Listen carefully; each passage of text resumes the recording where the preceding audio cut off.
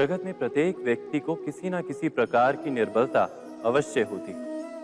जैसे कोई बहुत तेजी से दौड़ नहीं पाता तो कोई अधिक भार नहीं उठा पाता, कोई असाध्य रोग से पीड़ित रहता है तो कोई पढ़े हुए पाठों को स्मरण में नहीं रख पाता। ऐसे अनेकों उदाहरण और भी हैं।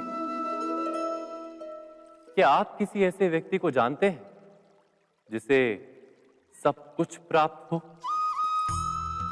और हम जीवन की उस एक निर्बलता को जीवन का केंद्र मानकर जीते हैं? इस कारणवश हृदय में दुख और असंतोष रहता है सदा। निर्बलता मनुष्य को जन्म से अथवा संजोग से प्राप्त होती, किंतु उस निर्बलता को मनुष्य का मन अपनी मर्यादा बना लेता है। किंतु कुछ व्यक्ति ऐसे भी होते हैं जो अपने पुरुषार्थ और श्रम से उस निर्बलता को पराजित कर देते हैं। क्या भेद है उनमें और अन्य लोगों में? क्या आपने कभी विचार किया है? सरल सा उत्तर है इसका। जो व्यक्ति निर्बलता से पराजित नहीं होता, जो पुरुषार्थ करने का साहस रखता है हृदय में, वो निर्बलता को पार कर जाता है। अर्थात निर्बलता अवश्य ईश्वर देता है, किंतु मर्यादा मनुष्य का मन ही निर्मित करता है। स्वयं विचार कीजिए।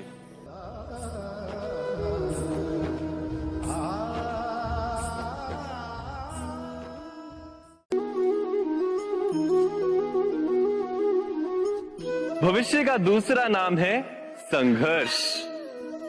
हृदय में आज इच्छा होती है और यदि पूर्ण नहीं हो पाती तो हृदय भविष्य की योजना बनाता है। भविष्य में इच्छा पूर्ण होगी ऐसी कल्पना करता रहता है, किंतु जीवन ना तो भविष्य में है ना अतीत में। जीवन तो इस क्षण का नाम, अर्थात इस क्षण का अनुभव ही जीवन का अनुभव। पर हम ये जानते हुए भी इतना सा सत्य समझ नहीं पाते। या तो हम बीते हुए समय के स्मरणों को घेर कर बैठे रहते हैं, या फिर आने वाले समय के लिए हम योजनाएं बनाते रहते हैं और जीवन जीवन बीत जाता है। एक सत्य यदि हम हृदय में उतार लें कि ना हम भविष्य देख सकते हैं, ना ही भविष्य निर्मित कर सकते हैं, हम तो केवल धैर्य और साहस के साथ भविष्य को आलिंगन दे सकते हैं, स्वागत कर सकते हैं भविष्य का। तो क्या जीवन का हर पल जीवन से नहीं भर जाएगा? स्वयं विचार कीजिए।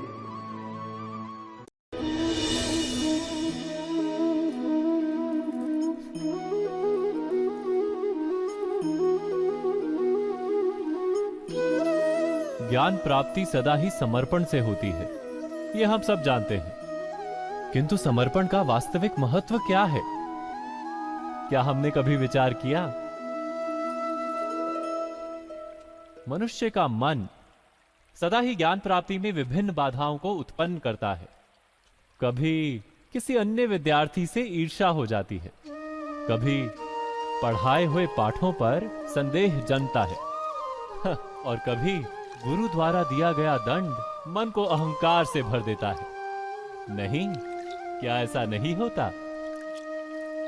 न जाने कैसे कैसे विचार मन को भटकाते हैं और मन की इसी अयोग्य स्थिति के कारण हम ज्ञान प्राप्त नहीं कर पाते। मन की योग्य स्थिति केवल समर्पण से निर्मित होती है। समर्पण मनुष्य के अहंकार का नाश करता है, ईर्ष्या, महत्वाकांक्षा आदि भावनाओं को दूर कर हृदय को शांत करता है और मन को एकाग्र करता है। वास्तव में ईश्वर की सृष्टि में ना ज्ञान की मर्यादा है ना ज्ञानियों की। गुरु दत्तात्रेय ने तो गाय और श्वान से भी ज्ञान प्राप्त कर लिया था।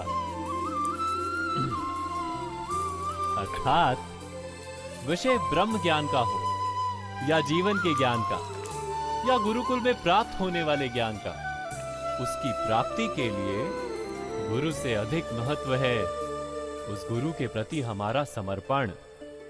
क्या यह सत्य नहीं?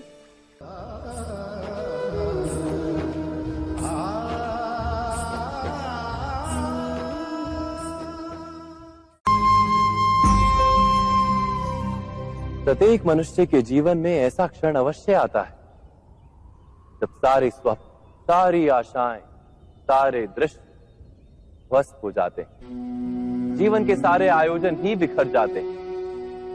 एक और धर्म होता है और दूसरी ओर सुख। इसी को धर्म संकट कहते हैं।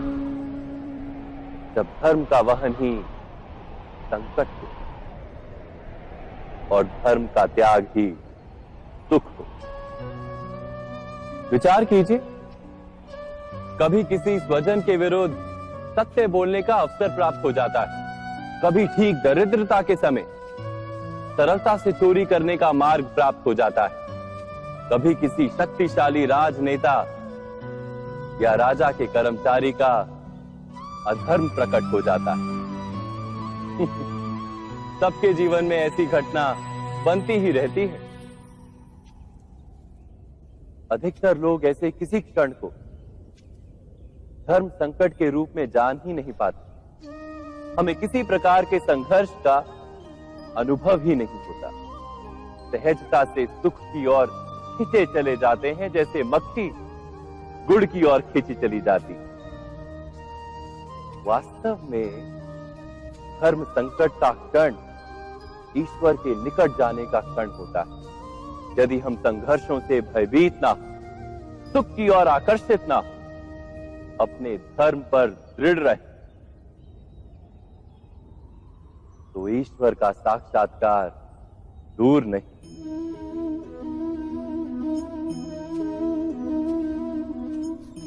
पवन से युद्ध करने वाला पत्ता यदि पेड़ से गिरता है तो भी आकाश की ओर उठता है।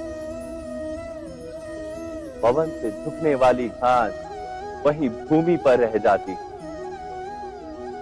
अर्थात धर्म संकट से यदि हम संकट को ही टाल दें तो सुख तो मिलता है, जीवन बढ़ता है, किंतु क्या चरित्र नहीं टूटता? क्या आत्मा दरिद्र नहीं हो जाती? क्या ईश्वर से अंतर नहीं हो जाता?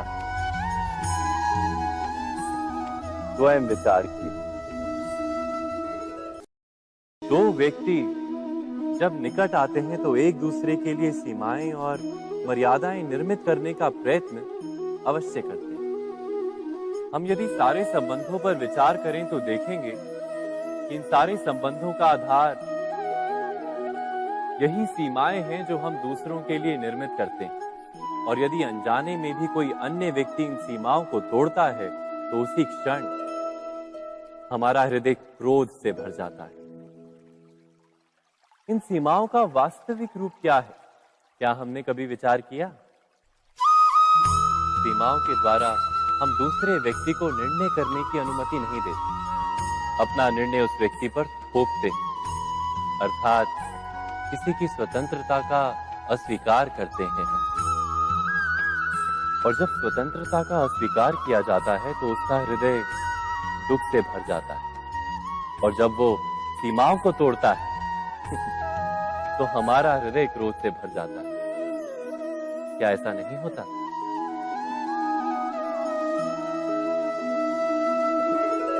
पर यदि एक दूसरे की स्वतंत्रता का सम्मान किया जाए तो किसी मर्यादाओं या सीमाओं की आवश्यकता ही नहीं होती। अर्थात जिस प्रकार स्वीकार किसी संबंध का देह है, क्या वैसे ही स्वतंत्रता किसी संबंध की आत्मा नहीं? स्वयं विचार कीजिए। सबके जीवन में ऐसा प्रसंग अवश्य आता है कि सत्य कहने का निश्चय होता है हृदय में, किंतु मुख से सत्य निकल नहीं पाता। कोई भय मन को घेर लेता है। किसी घटना अथवा प्रसंग के बारे में बात करना या फिर स्वयं से कोई भूल हो जाए उसके बारे में कुछ बोलना, क्या ये सत्य है? नहीं, ये तो केवल तथ्य है। अर्थात जैसा हुआ था वैसा केवल बोल देना सामान्य सी बात। किंतु कभी कभी उस तथ्य को बोलते हुए भी भय लगता है। कदाचित किसी दूसरे की भावनाओं का विचार आता है मन। दूसरे को दुख होगा ये भय भी शब्दों को रोकता है। तो ये सत्य क्या है? क्या हमने कभी विचार किया है? जब भय रहते हुए भी कोई तथ्य बोलता है तो वो सत्य कहलाता है। वास्तव में सत्य कुछ और नहीं, केवल निर्भयता का दूसरा नाम है। और निर्भय होने का कोई समय नहीं होता, क्योंकि निर्भयता आत्मा का स्वभाव है। अर्थात क्या प्रत्येक क्षण सत्य बोलने का क्षण नहीं होता?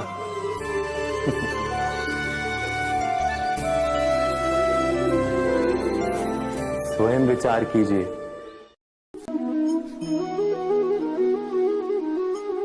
श्रेष्ठता का क्या अर्थ है?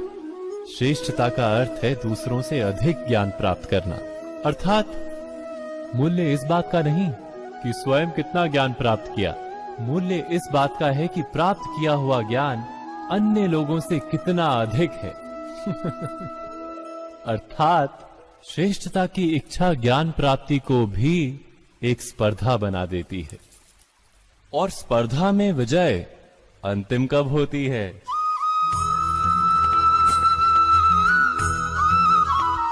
कुछ समय के लिए तो श्रेष्ठ बना जा सकता है, किंतु सदा के लिए कोई श्रेष्ठ नहीं रह पाता।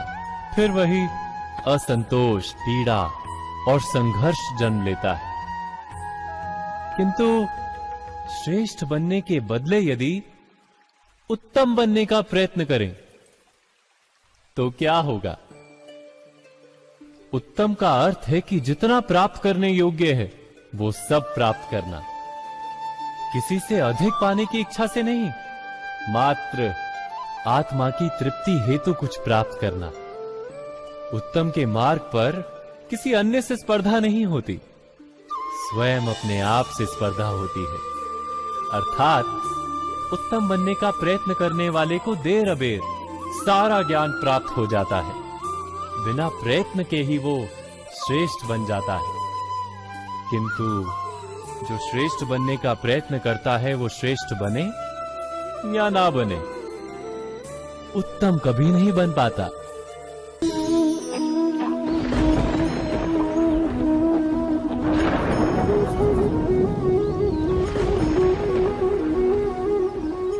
सपनों और पूर्वाभासों के आधार पर हम भविष्य के सुख दुख की कल्पना करते हैं। भविष्य के दुख का कारण दूर करने के लिए हम आज योजना बनाते हैं।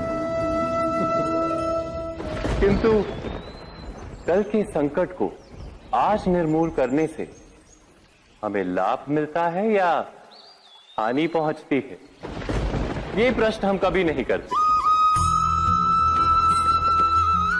सत्य तो ये है कि संकट और उसका निवारण साथ जनते, व्यक्ति के लिए भी और सृष्टि के लिए भी।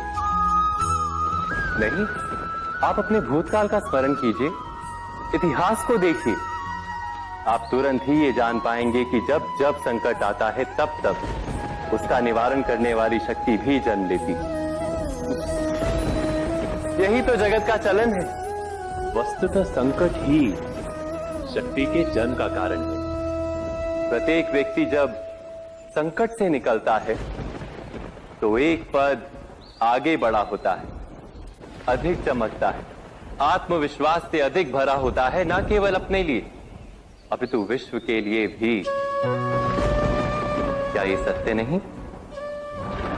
वास्तव में संकट का जन्म है एक अवसर का जन्म, अपने आप को बदलने का अवसर, अपने विचारों को ऊंचाई पर करने का अवसर, अपनी आत्मा को बलवान और ज्ञान मंडित बनाने का अवसर। जो ये कर पाता है उसे कोई संकट नहीं होता, किंतु जो ये नहीं कर पाता वो तो स्वयं एक संकट है विश्व के लिए। विचार कीजिए।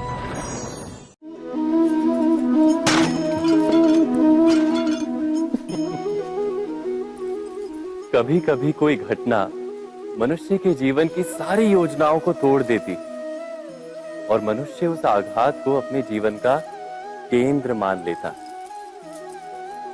पर क्या भविष्य मनुष्य की योजनाओं के आधार पर निर्मित होते हैं? नहीं। जिस प्रकार किसी ऊंचे पर्वत पर सर्वप्रथम चढ़ने वाला उस पर्वत की तलाई में बैठकर जो योजना बनाता है, क्या वही योजना उसे उस पर्वत की चोटी तक पहुंचाती है? नहीं। वास्तव में वो जैसे जैसे ऊपर चढ़ता है वैसे वैसे उसे नई नई चुनौतियां, नई नई विडंबनाएं, नए नए अवरोध मिलते हैं। प्रत्येक पद पर वो अपने अगले पद का निर्णय करता है। प्रत्येक पद पर उसे अपनी योजनाओं को बदलना पड़ता है। कहीं पुरानी योजना उसे खाई में ना ढकेल दे। वो पर्वत को अपने योग्य नहीं बना पाता, केवल स्वयं को पर्वत के योग्य बना सकता है। क्या जीवन के साथ भी ऐसा ही नहीं? जब मनुष्य जीवन में किसी एक चुनौती को, एक अवरोध को अपने जीवन का केंद्र मान लेता है, अपने जीवन की गति को ही रोक देता है, तो वो अपने जीवन में सफल नहीं बन पाता और ना ही सुख और शांति प्राप्त कर पाता। अर्थात जीवन को अपने योग्य बनाने के बदले स्वयं अपने को जीवन के योग्य बनाना ही सफलता और सुख का एकमात्र मार्ग नहीं। स्वयं विचार कीजिए।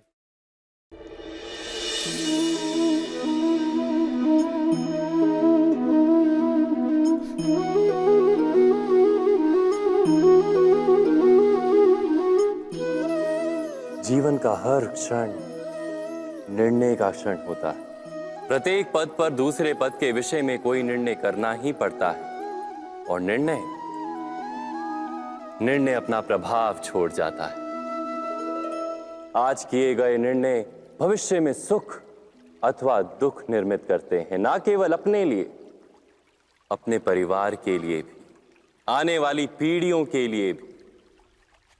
जब कोई दुविधा सामने आती है तो मन व्याकुल हो जाता है, अनिश्चय से भर जाता है।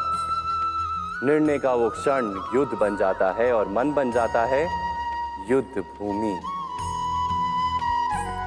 अधिकतर निर्णय हम दुविधा का उपाय करने के लिए नहीं, केवल मन को शांत करने के लिए लेते हैं। पर क्या कोई दौड़ते हुए भोजन कर सकता है? नहीं। तो क्या युद्ध से जूझता हुआ मन कोई योग्य निर्णय ले पाएगा? वास्तव में शांत मन से जब कोई निर्णय करता है तो अपने लिए सुखद भविष्य बनाता है, किंतु अपने मन को शांत करने के लिए जब कोई निर्णय करता है तो वो व्यक्ति भविष्य में अपने लिए कांटों भरा वृक्ष लगाता है। स्वयं विचार कीजिएगा।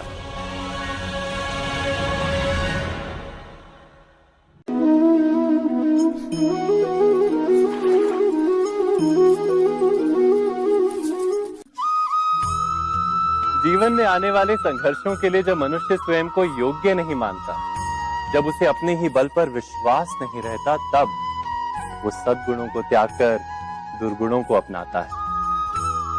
वस्तुतः मनुष्य के जीवन में दुर्जनता जन्म ही तब लेती है जब उसके अंतर में आत्मविश्वास नहीं होता। आत्मविश्वास ही अच्छाई को धारण करता है। ये आत्मविश्वास है क्या?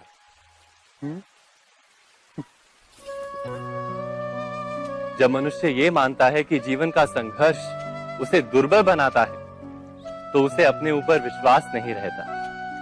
वो संघर्ष के पार जाने के बदले संघर्ष से छूटने के उपाय ढूंढने लगता है। किंतु जब वो ये समझता है कि ये संघर्ष उसे अधिक शक्तिशाली बनाते हैं, ठीक जैसे व्यायाम करने से देह की शक्ति बढ़ती है, तो प्रत्येक संघर्ष के साथ उसका उत्साह बढ़ता है। अर्थात आत्मविश्वास और कुछ भी नहीं, मन की स्थिति, जीवन को देखने का दृष्टिकोण मात्र है। और जीवन का दृष्टिकोण तो मनुष्य के अपने वश में होता है। स्वयं विचार कीजिए।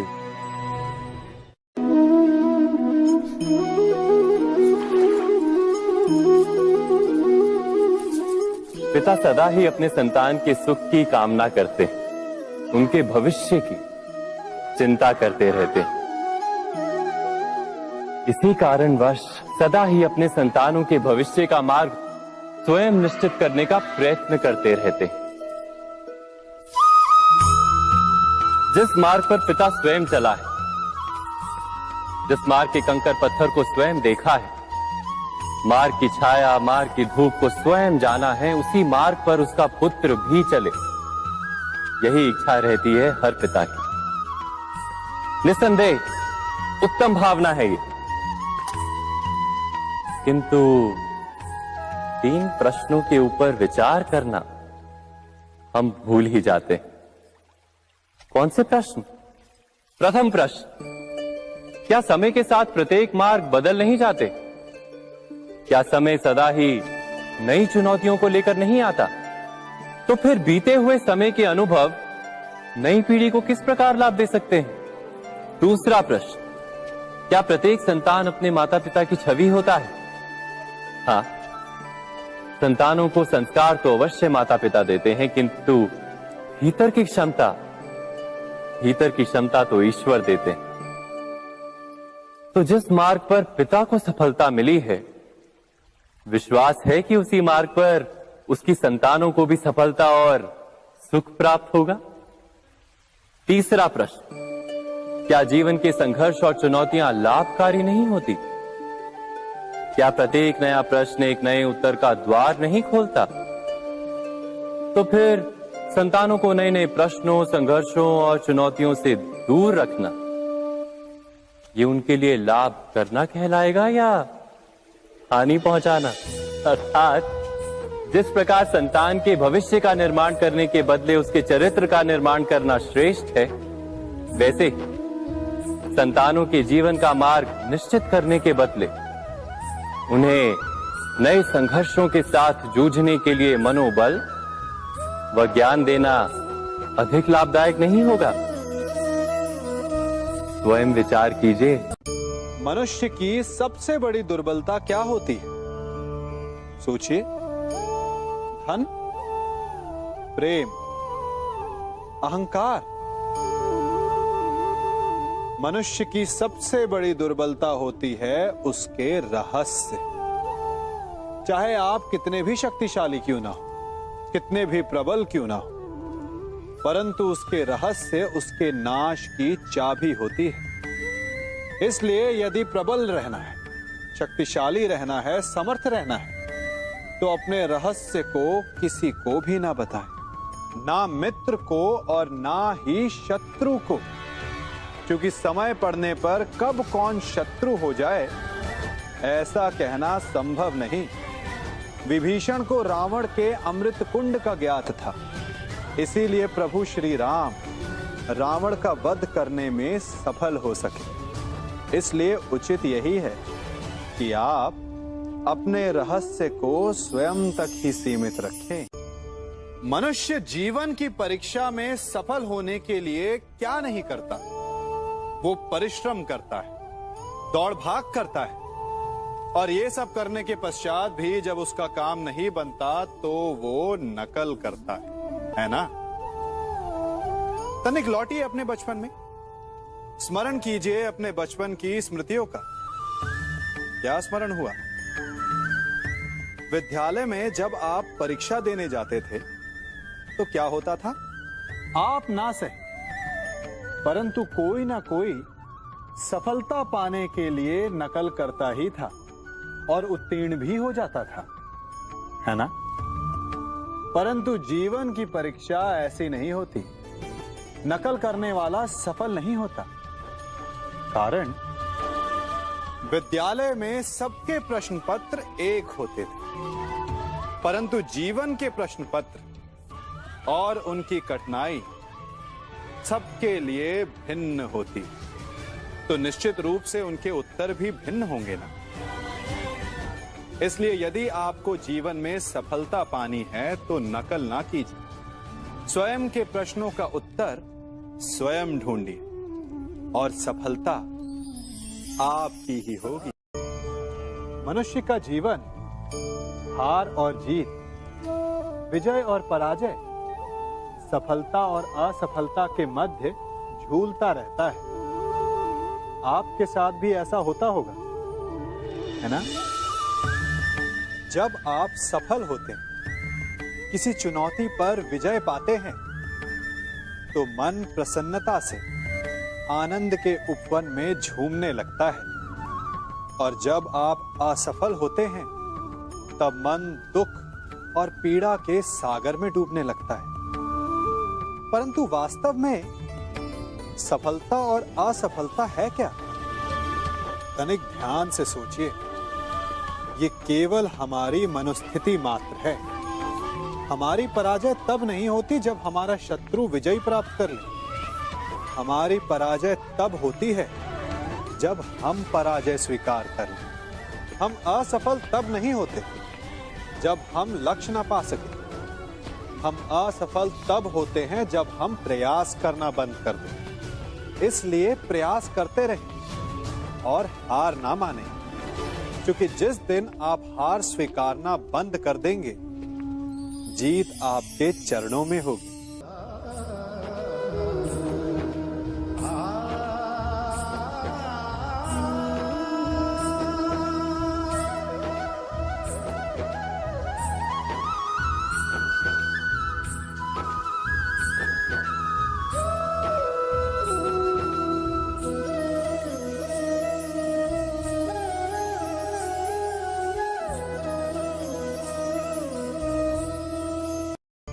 आप सबने बरगद के वृक्ष को तो देखा ही होगा। क्या आपको ज्ञात है, बरगद के वृक्ष के बीज का आकार राई से भी छोटा होता है, परंतु बरगद का वृक्ष संसार के महाकाय वृक्षों में जाना जाता है। जब उसका जन्म होता है, तब उसमें वो जटाएं, वो शाखाएं नहीं होती, परंतु जैसे जैसे उसका विस्तार होता है, जैसे जैसे वो अधिक शाखाओं का भार उठाता है, अधिक पत्तियों का सृजन करता है, वैसे वैसे उसकी शाखाएं जटाएं बनकर जड़ तक पहुंचती है और इस वृक्ष को सहारा देती है। ये जीवन का बहुत महत्वपूर्ण पथ है। बिना लोभ लालच शुभ कार्य करें, अन्य लोगों की सहायता करें। धीरे धीरे आपने जिनकी सहायता की, वो आपके सहायक बनते जाएंगे, आपकी जड़ों को और बलशाली बनाएंगे, आयु, मान और आकार बढ़ाएंगे। सहजीवन, सहायता और निष्काम कर्म आपको मृत्यु के पश्चात भी मरने नहीं देगा, आपको अमर रखेगा। हमारा शरीर प्रकृति का एक महान आविष्कार है। इससे जटिल संरचना संसार में और कोई नहीं। हमारा शरीर जितना जटिल है, यदि इसे ठीक से जाना जाए, तो इससे अधिक सरल ज्ञान देने वाला और कोई नहीं।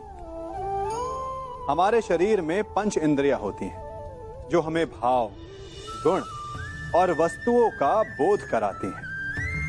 हमारे पास आंखें हैं, नाक है, स्पर्श के लिए त्वचा है, कान है और जीभा है। सबका भिन्न भिन्न कार्य है। आंखों से देखना, कानों से सुनना, नथनों से श्वास लेना, त्वचा से स्पर्श करना और जीभा से स्वाद लेना। परंतु क्या आपने कभी सोचा कि प्रकृति ने हमें 2 आंखें दी, 2 नथने दी, 2 कान दी, स्पर्श के लिए ये पूरा शरीर दिया, परंतु जीभा केवल 1 दी? ऐसा क्यों? क्योंकि प्रकृति चाहती है कि हम देखें अधिक, सुने अधिक और ज्ञान अधिक अर्जित करें, बोले कम। क्योंकि अधिक वाचाल नाश को निमंत्रण देता है। स्मरण रखिएगा।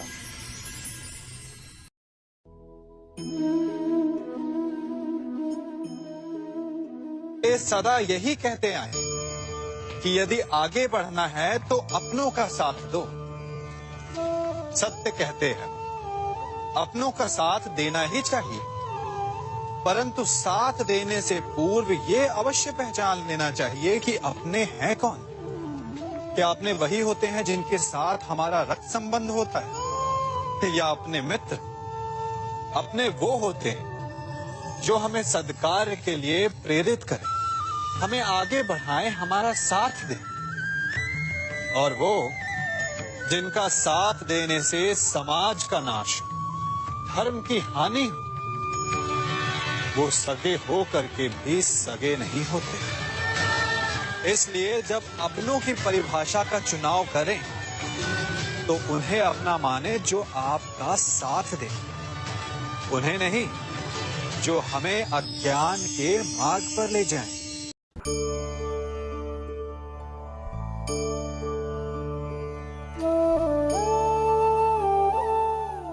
आप जिनसे प्रेम करते हैं सदा उनके समीप रहना चाहते हैं, नहीं चाहते कि कभी अपनों से दूर होना पड़े, बिछड़ना पड़े। परंतु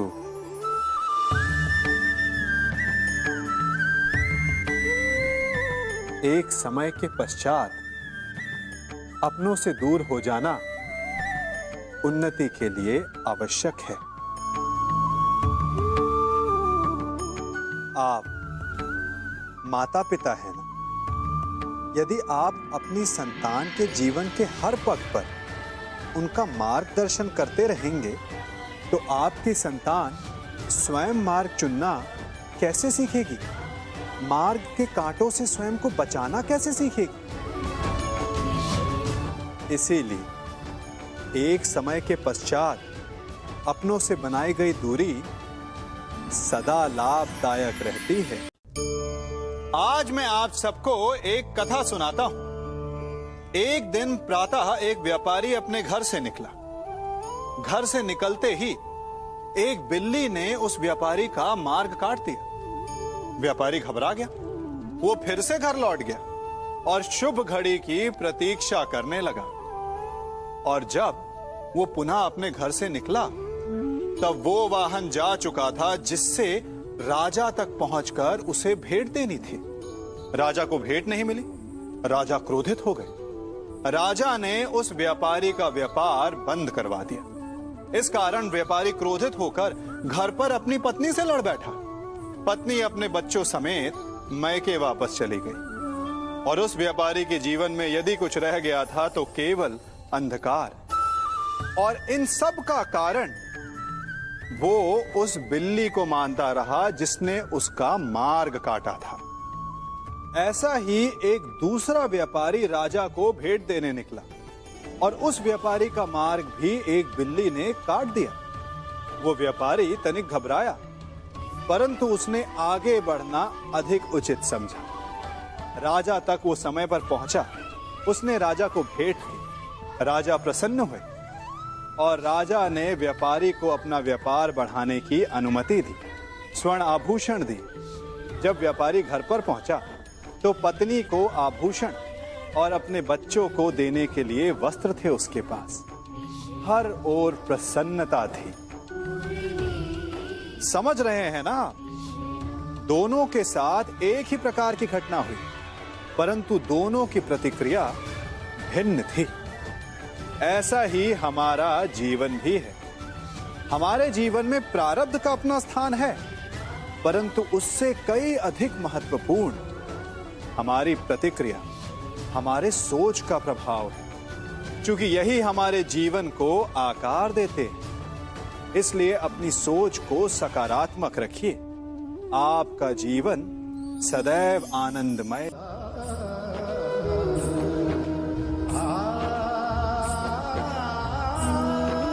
हम सभी अपने जीवन में कोई ना कोई कार्य करते हैं। कार्य करते हैं तो थकान की अनुभूति होती है और यदि थकान ना उतरे तो कार्य करने का मन नहीं करता। हम आशा करते हैं कि कदाचित एक दिन में 24 के स्थान पर 26 घंटे होते तो आराम करने के लिए हमें और अधिक समय मिल जाता। हमें ऐसा अनुभव होता है कि हम बहुत अधिक कार्य कर रहे हैं, है ना? परंतु क्या आपने कभी सोचा है क्योंकि जो लोग संसार में सफल हैं, उनके पास भी सफल होने के लिए दिन में केवल 24 घंटे थे। तो फिर वो सफल क्यों है? इसका एक छोटा सा रहस्य है। वो कार्य चुनते हैं जो उन्हें प्रिय है, जिसे करने में उन्हें आनंद आता है। उन्हें लगता ही नहीं कि वो कार्य कर रहे हैं, उन्हें लगता है कि वो प्रतिपल आनंद मना रहे हैं। और जब आप आनंद मनाते हैं तो थकान कैसी? इसलिए यदि आप जीवन में कोई भी कार्य करें तो वो आपके मन को भाना चाहिए, या जो कार्य आप कर रहे हैं उसे अपने मन को भा देने दो। सफलता आपको मिलेगी। कभी सोचा है हमारा जीवन भी उस रेत की घड़ी की भांति है? जो रेत नीचे गिर चुकी है वो हमारा अतीत है, जो अब भी ऊपर है वो हमारा आने वाला भविष्य है, और वर्तमान ये संकुचित स्थल है जहां से धीरे धीरे करके रेत गिर रही है। अर्थात हमारे पास जीने के लिए यही एक क्षण है। उसका उपयोग कैसे करना है ये हम पर निर्भर करता है। जो बीत गया उसका दुख मनाना है, या जो भविष्य में होने वाला है उसकी प्रतीक्षा में क्रोध करना है। सब कुछ करने के लिए यही एक क्षण है। प्रसन्न रहना है तो उसके लिए भी यही एक पल है। प्रतीक्षा करते रहोगे तो ये पल भी भूतकाल में बदल जाएगा। इसलिए आनंद के लिए, परोपकार के लिए प्रतीक्षा ना कीजिए। आपके पास जो पल है उनका भरपूर सदुपयोग कीजिए, क्योंकि इस घड़ी को पलटकर आप फिर से समय अवश्य गिन सकते हैं, परंतु अपना बीता हुआ समय आप वापस नहीं लौटा पाएंगे।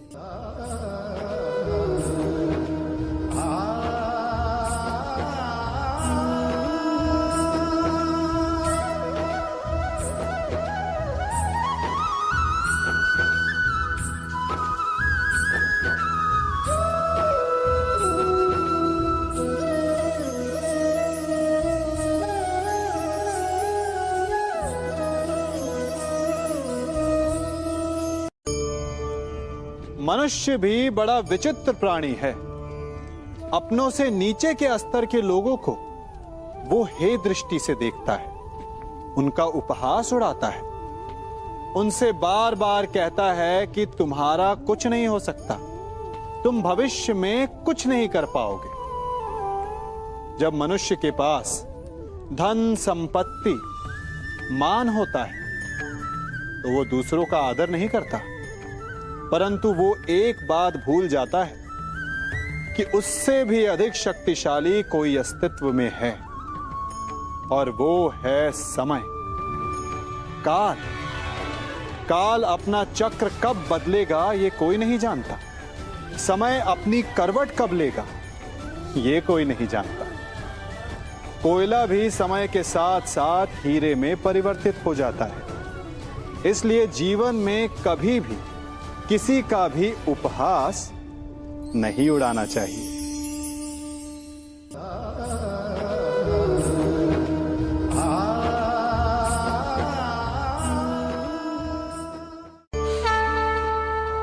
गर्व,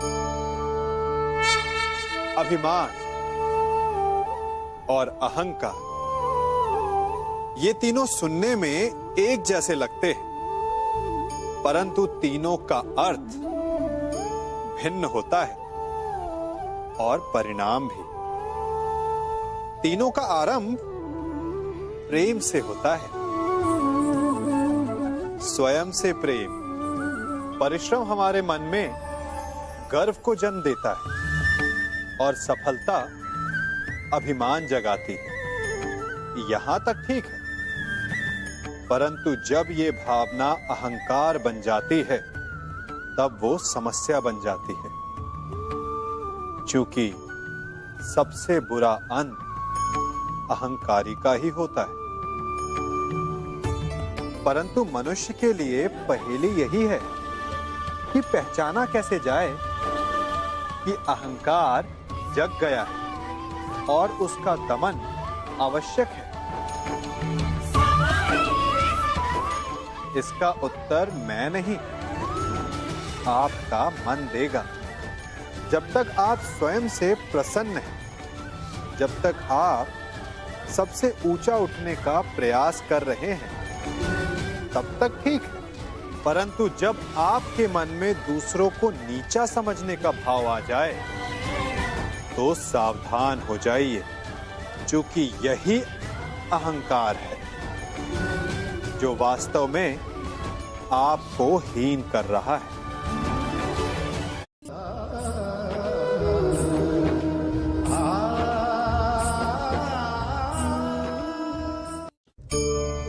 आज मैं आप सबको एक कहानी सुनाता हूं। एक दिन गोकुल में दो व्यापारी आए। एक व्यापारी शहद का था, बड़ा मीठा शहद था उसका, परंतु वो गोकुल में टिक नहीं पाया। उसके व्यापार ने घाटा खाया और शीघ्र ही वो गोकुल छोड़कर चला गया। और दूसरा व्यापारी मिर्च का था।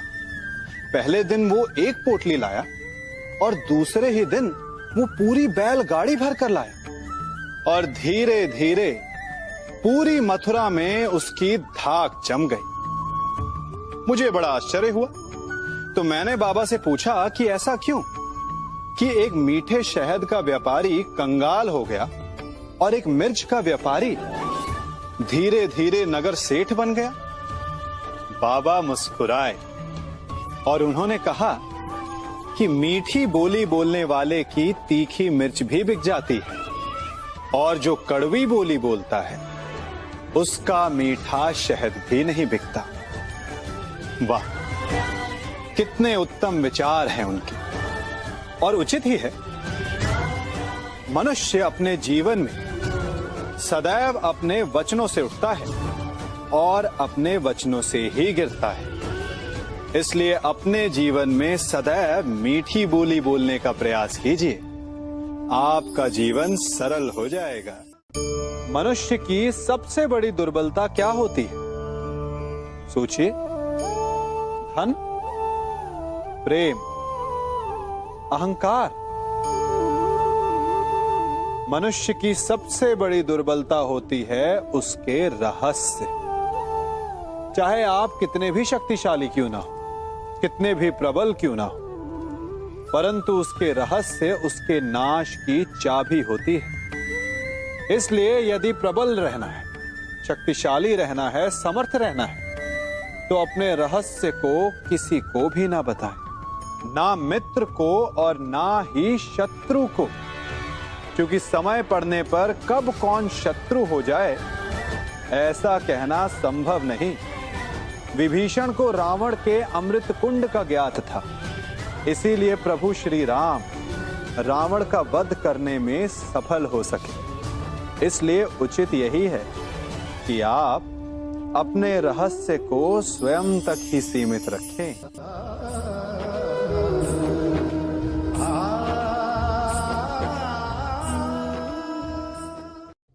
युवा अवस्था भी हमारे जीवन का कितना सुंदर काल होता है ना।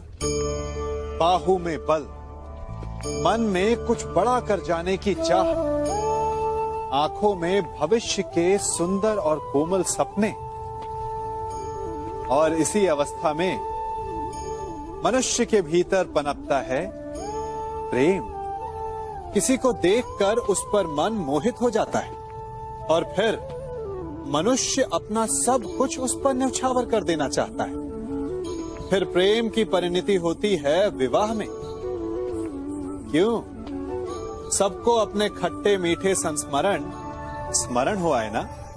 परंतु यहीं से अधिकतर माता पिता और संतान के मध्य विचारों का विरोध प्रारंभ हो जाता है। संतान को लगता है कि उसका चुना जीवन साथी ही उसके लिए उपयुक्त है, और माता पिता को लगता है कि संतान अनजाने में भूल कर रही है। संतान का तर्क होता है कि उसे विवाह किससे करना है, ये उसका अधिकार है, और माता पिता का तर्क ये होता है कि अब भी जीवन साथी चुनने की समझ संतान में है ही नहीं। तो इस अवरोध को काटा कैसे जाए, उचित निर्णय कैसे लिया जाए? इसका एक ही मार्ग है, अपने उत्तरदायित्व का भान और अपनों से बड़ों के मापदंडों का भान। विवाह करने से पूर्व ये जान लेना आवश्यक है कि विवाह केवल अपने प्रेम को पाने का मार्ग नहीं है, अपितु विवाह से जीवन का एक नया द्वार भी खुलता है, और हर नए जीवन के साथ नए उत्तरदायित्व भी होते हैं। और यदि इन उत्तरदायित्वों को समझकर निर्णय लिया जाए तो विश्वास कीजिए, आपका दाम्पत्य जीवन आनंद से भरा रहेगा, और आपको कभी ये पछतावा नहीं होगा कि आपने कोई अनुचित निर्णय लिया।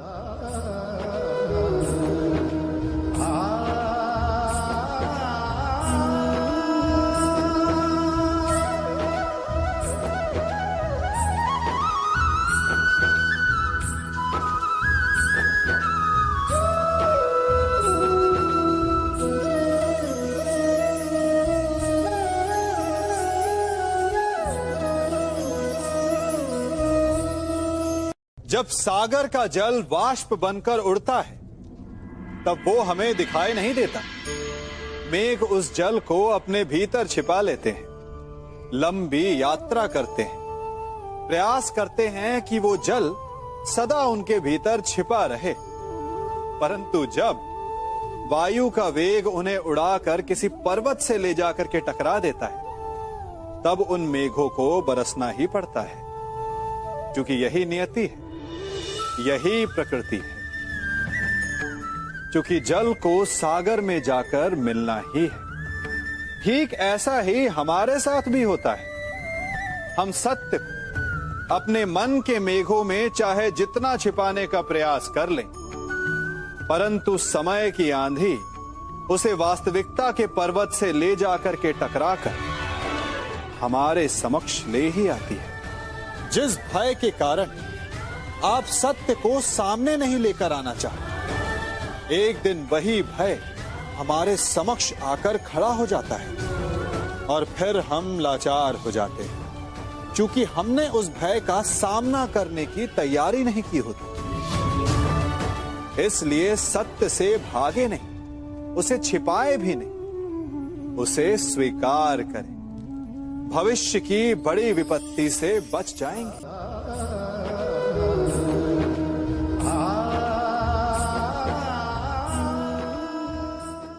कभी कभी आप सबके जीवन में एक ऐसी विचित्र समस्या अवश्य आती है कि शक्तिशाली के समक्ष मौन हो जाओ। कि उस शक्तिशाली से विवाद करने से बचने के लिए आप मौन रह जाते। मानता हूं, ऐसा करने से आप एक विवाद से बच जाते, एक संघर्ष से बच जाते, परंतु ऐसा बचाव एक बड़े संघर्ष को जन्म दे देता है। कैसे? हमारा मौन रहना अनजाने में उसका समर्थन बन जाता है, और वो स्वयं को अधिक शक्तिशाली अनुभव करता है, और यहां से हमारा दमन प्रारंभ हो जाता है। एक के बाद एक हम अन्याय में अनचाहे रूप से सम्मिलित होते चले जाते हैं। तो इसका तोड़ क्या है? ये समझने के लिए ये जानना आवश्यक है कि ऐसी कौन सी बात है जो आपको विरोध करने से रोकती है। ये सामने वाले की शक्ति नहीं जो आपको रोकती है, ये आपके भीतर छिपा भय है जो आपको रोकता है। हाँ, कभी कभी भय आपकी सुरक्षा अवश्य कर सकता है, परंतु साथ साथ ये भी जानना आवश्यक है कि ये भय ही है जो आपको मौन भी रखता है, इसलिए अपने मन से भय को निकालिए और खुलकर अनीति का, अन्याय का विरोध कीजिए और फिर देखिएगा आपका मन कितना मुक्त, कितना हल्का अनुभव करेगा।